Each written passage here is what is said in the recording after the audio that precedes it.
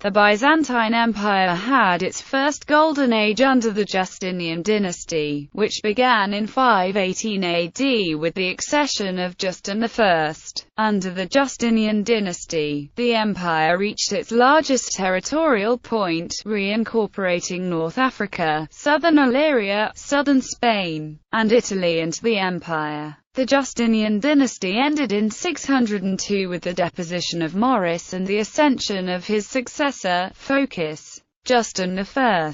Early life and accession to the throne. The Justinian dynasty began with the accession of its namesake Justin I to the throne. Justin I was born in a small village, Bedriana, in the 450s AD. Like many country youths, he went to Constantinople and enlisted in the army, where, due to his physical abilities, he became a part of the excubators, the palace guards. He fought in the Isaurian and Persian wars, and rose through the ranks to become the commander of the excubators, which was a very influential position. In this time, he also achieved the rank of senator. After the death of the emperor Anastasius, who had left no clear heir, there was much dispute as to who would become emperor. To decide who would ascend the throne, a grand meeting was called in the Hippodrome. The Senate, meanwhile, gathered in the Great Hall of the palace. As the Senate wanted to avoid outside involvement and influence, they were pressed to quickly select a candidate. However, they could not agree. Several candidates were nominated, but were rejected for various reasons. After much arguing, the Senate chose to nominate Justin, and he was crowned by the Patriarch on the 10th of July.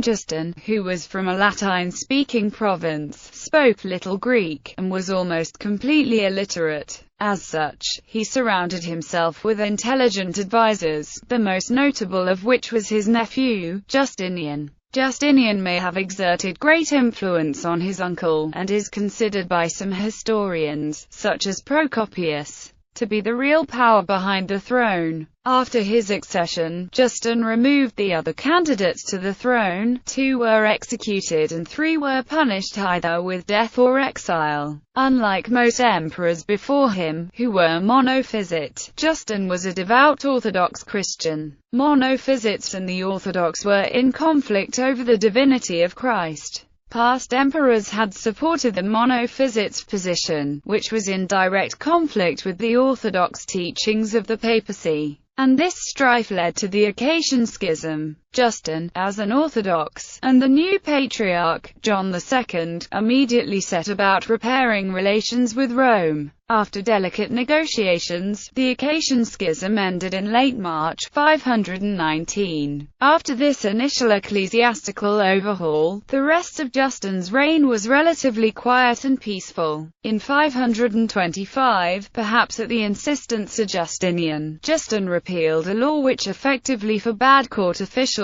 from marrying people of low class. This allowed Justinian to marry Theodora, who was of low social standing. In his last years, conflict increased around the empire. There was increased strife with the Ostrogoths in Italy. The king, Theodoric, was suspicious of plots by the Byzantines, and turned on the Roman senatorial class, going so far as executing a philosopher attempting to end the persecution. However, Theodoric died in 526, ending the persecution. The Persians, likewise, resumed hostilities with the Byzantines, and the Iberian War began in the east, which would not reach its conclusion until the reign of Justinian. In 527, Justin appointed Justinian co-emperor after becoming dangerously ill. Justin recovered from the illness. However, several months later, he died of an ulcer on an old wound, and Justinian then ascended the throne. Justinian I. The strength of the dynasty was shown under Justinian I. After the Nika riots, Justinian rebuilt the city and reformed the law with the Code of Justinian. Justinian had inherited a war with Persia from his uncle and previous emperor, Justin I. Justinian continued the war, succeeding in sending a force all the way down the Euphrates, but the raid stalled, and he lost the beginnings of a new fortress in a crushing defeat. This impasse of sorts led to Justinian negotiating the «eternal peace», in which he agreed to pay £11,000 of gold in return for a cease in hostilities and the defense of several mountain passes. He then set about satisfying his dream to rebuild the Roman Empire. On his command, his favored general, Belisarius, began reconquering old Roman territory, starting with the Vandals. The Vandals, after maintaining North African dominance since the fall of the Western Roman Empire, had become content and laid back. Their army, despite being twice the size to the 15,000 men commanded by Belisarius, was poorly trained, and ill-equipped to deal with an imperial threat. The Vandal king, Gelimer, attempted to surround the Byzantines at the Battle of Ad Decimum. He defeated Belisarius, but went hysterical after finding the body of his dead brother. Belisarius rounded up his remaining men and broke the disorganized mass of Vandals, now poorly commanded. Belisarius went on to capture Carthage, and the Byzantines were victorious. Justinian then recalled the victorious Belisarius. In Italy, dynastic squabbles amongst the ruling Ostrogoths gave Justinian an opportunity to invade, and he sent Belisarius to Sicily with 7,500 men. Belisarius arrived and received only token resistance. He then moved on to mainland Italy. After putting down a mutiny in recently conquered North Africa, Belisarius landed in mainland Italy, finding the same token resistance. The Gothic garrison of Naples resisted, however, and after several months' siege, Belisarius sacked the city. After more ensuing dynastic squabbles, resulting in the deaths of two kings,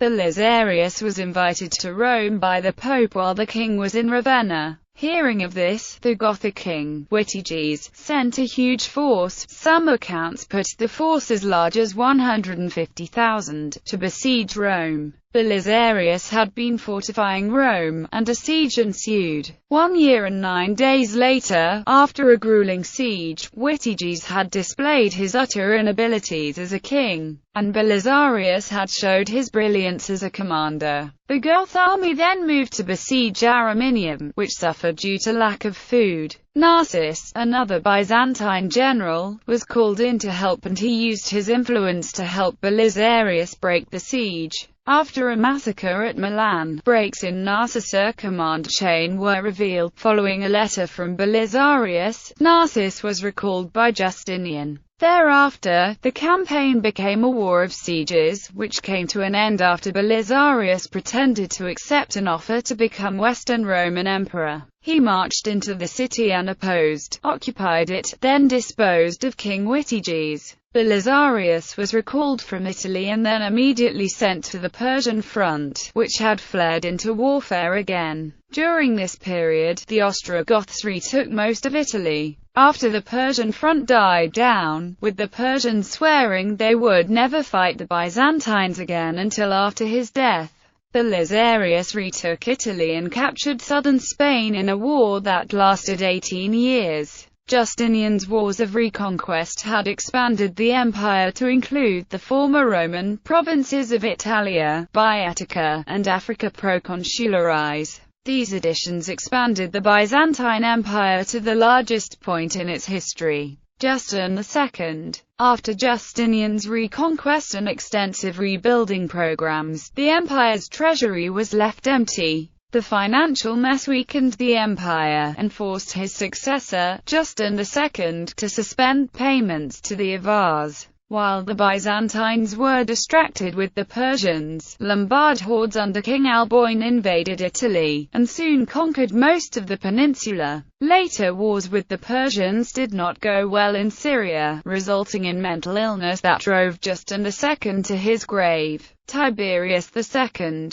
Tiberius II succeeded Justin II. His 4-year reign was marked by imperial weakness due to the empire being overstretched. He reinforced Ravenna. His generals found success against the Persians in battles in Armenia and against the Berbers in North Africa. At the same time, the Slavs began migrating all the way down into Greece. The overstretched emperor ran out of money, couldn't pay the army of the East which was fighting the Persians, and they threatened to mutiny. As his forces were deployed elsewhere, they took advantage of him and took the key city of Sirmium. After this defeat, Tiberius ate some bad food, which may have been intentionally poisoned, fell ill, and died.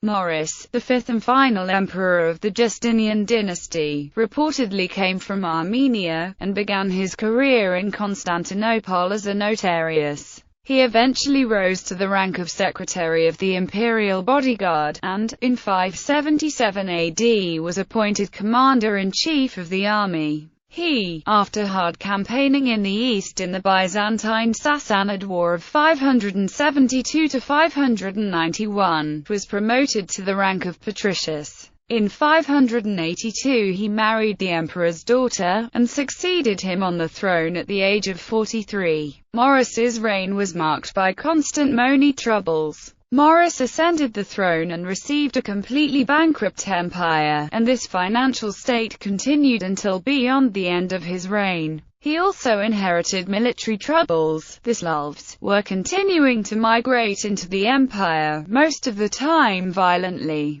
The imperial hold over Italy was utterly collapsing, and he still had to continue the war with Persia that he had fought in for his entire military career. This Persian war also struggled with money difficulties, leading up to a major mutiny in 588. However, the money dispute was resolved the following spring. During the mutiny, a civil war began between rival factions in Persia, and Maurice saw an opportunity. He gave his support to Khosrau II in Persia, and he succeeded in gaining the throne. This ended the Byzantine-Sassanid War of 572–591. Maurice then turned his attention to the Balkans, which, after a decade of inattention from the army, had become completely ravaged by the Slavs. With the full attention of the army, the Byzantines drove back the Slavs, expelled them from the empire, and then ravaged their lands beyond the Danube.